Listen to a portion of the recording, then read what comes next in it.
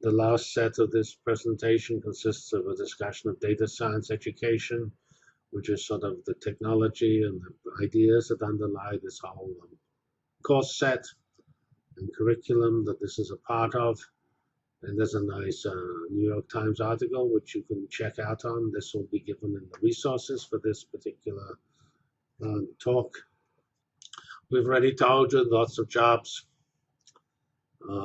It has more jobs than the so-called simulate. Remember, computational science was the third paradigm simulation.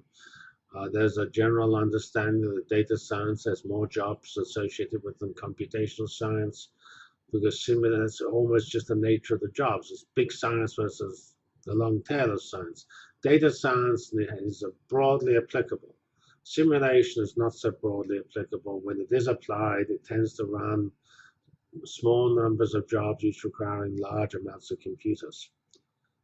So data science has various topics in it: policy, curation, algorithms, applications, programming models, actual systems, statistics. We showed you how statistics is important in the Large Hadron Collider. And we need to know about clouds and programming and human-computer interfaces. So it's a broad field. And we're trying to set up this data science certificate and master's program here. And we hopefully will involve statistics from the College of Arts and Science with the 3 different units in the School of Informatics and Computing: Computer Science, Informatics, and Information and Library Science. We're also interested in exploring with Kelly, our business school, and offering, taking some of these ideas and combining with Kelly. And data science is interesting to offer online because it's actually useful to offer online things that are not broadly available, because you can then collect students.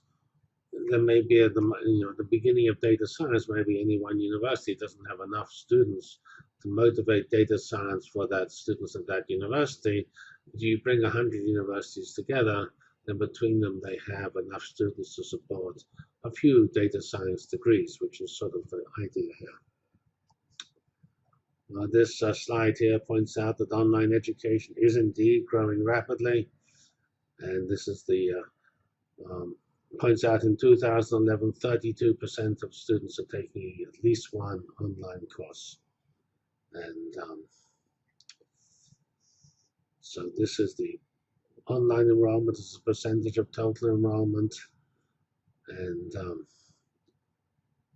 this is students taking, which is presumably goes with this graph here. Number of online students here is over 7 million. And we have for 2011, we have, actually it looks like 28% here, not 32%, but it says 32% on this slide. But anyway, let's call it 30%, rounded off at 30%. 32% appears to be the yellow, which is the online enrollment as a percentage of total enrollment. So let's assume this number here is just wrong. Should say 32% of the students are online enrolled. And here are some statistics about the actual field of MOOCs, massively online open courses. And we have Coursera, the number of users and course enrollment as students. Here's course enrollment measured in millions. Here we have the so-called Open University, which is presumably the system in the United Kingdom, with the downloads growing rapidly on iTunes. And here is the Open University demography: 46% actually 25% US, 30% United Kingdom, 16% China. So good export for United Kingdom. And for Coursera, we have 35% North America, 21% Asia, and 28% Europe. Similar broad demographics, but slightly different from the online Open University. So I've already explained why MOOCs are relevant to data science. It's a new field with few courses at most universities. The way you'll see MOOCs are done is illustrated by this particular uh, offering we have here of X Informatics. You'll find this pre-recorded into lessons. Those lessons are 3 to 15 minutes or 5 to 15 minutes in length. And this is something to do with the boredom limit, which is described at this blog at Coursera. Um, these 3 to 15-minute entities are lessons which can be taken independently. Well, obviously, presumably take them in order, but you can rest at the end of a lesson and continue the next lesson when you want to. And then we're using Google Course Builder initially to build the MOOC. That's a Python open source project, which effectively builds the whole course as a playlist of songs and quizzes and other types of material. And we are also building, and we're sort of trying to do the iTunes. If you think about that example of iTunes, what does iTunes do? What is iTunes and Google Play? These are repositories of songs, and so a repository of songs, which is a repository of that becomes a repository of lessons. We're using that idea when we support software because we have these so-called side MOOCs attached to our X Informatics course. We have a side MOOC telling you how to use a cloud to run the software for the course, or a side MOOC telling you how to do Python for the course. That's a current version of this X Informatics MOOC. By the time you read this online course, it will already be out of date, but that's an illustration here is if you take any one unit, here's the second unit becomes a scientific method, and it tells you here, each of these are the lessons here, these 7 lessons, each of which is around a 10-minute so-called song or lesson. And these are closed captioned to increase accessibility. That's required by Indiana University. And another interesting concept is customizable MOOCs. You could either teach one class to a lot of students or lots of classes to a modest number of students. If you do, the second choice is somewhat easier to grade because if you only have 50 to 100 students in the class, you can use traditional grading methods. And of course, you can customize. Of course, customization has a significant cost attached to it, but you can customize it for a particular audience.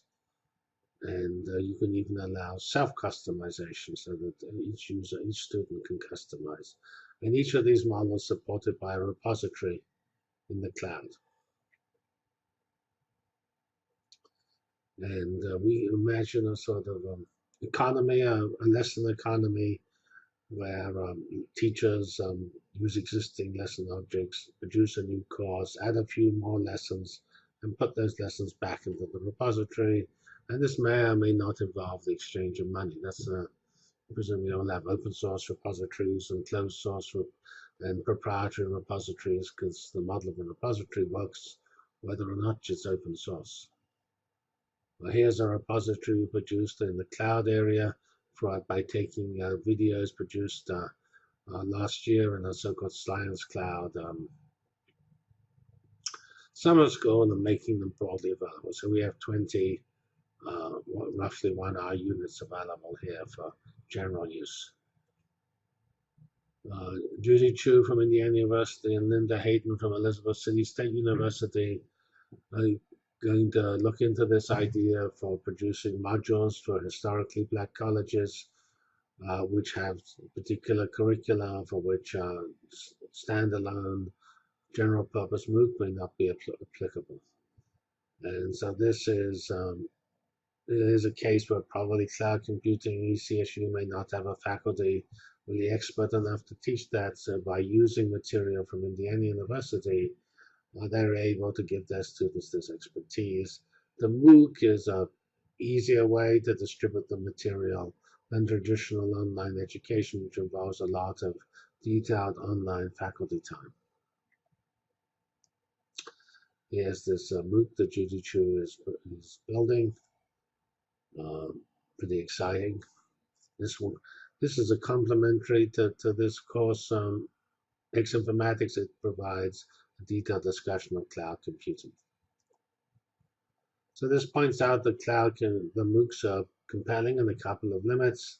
High volume courses, such as introductory courses where the scalability of MOOCs allows you to take a high volume course and reach a lot of students, or niche areas, the sort of opposite limit, where there's some student interest but not enough faculty expertise and not enough students at the given university to justify traditional courses. So you want to join many institutions together to reach a big enough number of students to make it feasible to build a course. Here's a comment on the learning tools used by lots of learning professionals, the top 10 tools used, and it's quite interesting. Actually, the Twitter is very popular among professionals. We have YouTube coming up in popularity. Google Doc is popular in 2012, somewhat increased from 2009. Google Search, WordPress is important. Dropbox come up a lot. Skype come up. PowerPoint come actually interesting. PowerPoint has come up. Facebook, Wikipedia, um, SlideShare has gone down. That's a way for sharing presentations. Probably MOOCs are taken away from SlideShare because it's giving you alternatives. And so, of course, a lot of other ones must have dropped out because nearly all of these are increases. The only one that's actually gone down in popularity is SlideShare, and Plugger, but Plugger is roughly the same.